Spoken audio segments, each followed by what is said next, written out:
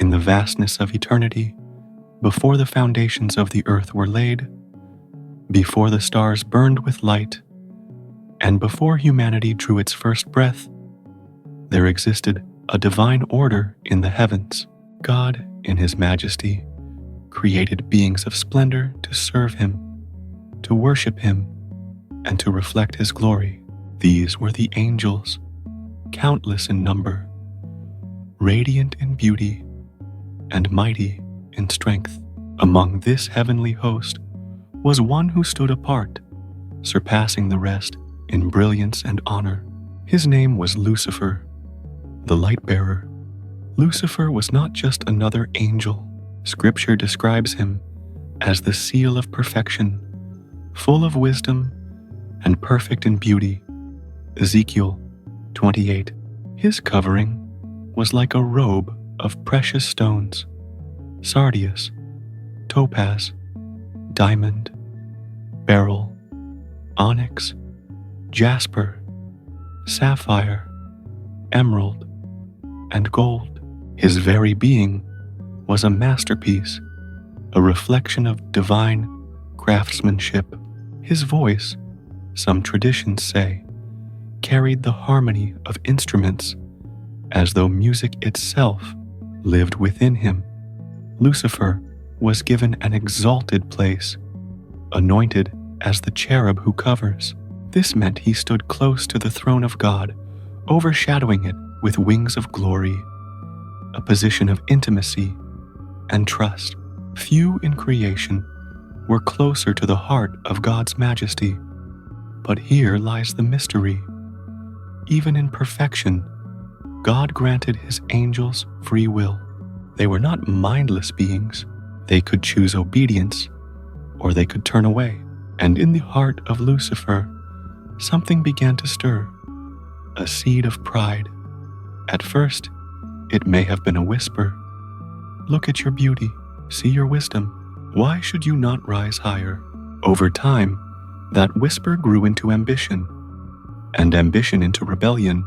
Lucifer began to desire what belonged only to God: the throne, the worship, the glory. Isaiah 14 records his thoughts. I will ascend to the heavens. I will raise my throne above the stars of God. I will sit enthroned on the mount of assembly. I will ascend above the tops of the clouds. I will make myself like the Most High. These words reveal the very core of sin, the desire to replace God with self. Lucifer, the light-bearer, wanted to be the light itself. This rebellion could not remain hidden. Lucifer began to spread his pride among the angels, persuading them with promises of power and independence. Revelation tells us that a third of the heavenly host followed him, abandoning their creator for a doomed cause. Heaven, once filled with perfect harmony, became the stage of the first great conflict. Michael the archangel, commander of the armies of God, rose to lead the faithful angels against Lucifer and his rebels. It was not a war of physical weapons, but of allegiance, authority, and divine power. And when the dust settled, there was no doubt. Lucifer had lost. The verdict was final. He was cast out of heaven.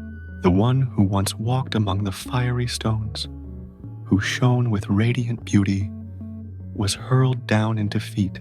His name, once a title of light, was stripped of its honor. From that moment on, he was Satan, the adversary, the accuser, the deceiver. But Satan's story did not end in the heavens. Cast down to the earth, he turned his hatred toward humanity, the image bearers of God. In Eden's garden, he appeared as the serpent, twisting God's words, sowing doubt, and luring Adam and Eve into disobedience. With their fall, sin entered the world, and death followed close behind. What Lucifer had lost in heaven, he now sought to corrupt on earth. From that day, human history has been marked by this unseen struggle. We see glimpses of Satan's influence throughout Scripture.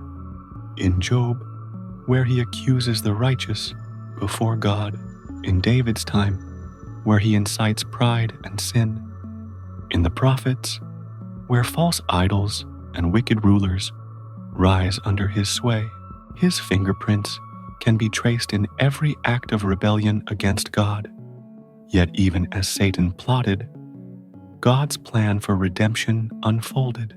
The ultimate confrontation came when Jesus Christ entered the world. From the moment of his birth, Satan tried to destroy him through Herod's massacre of infants, through temptations in the wilderness, through opposition and betrayal. But every attempt failed. On the cross, Satan believed he had won, the Son of God crucified, humiliated, and buried. But in that very moment, the greatest reversal in history took place. Christ's death paid the debt of sin, and his resurrection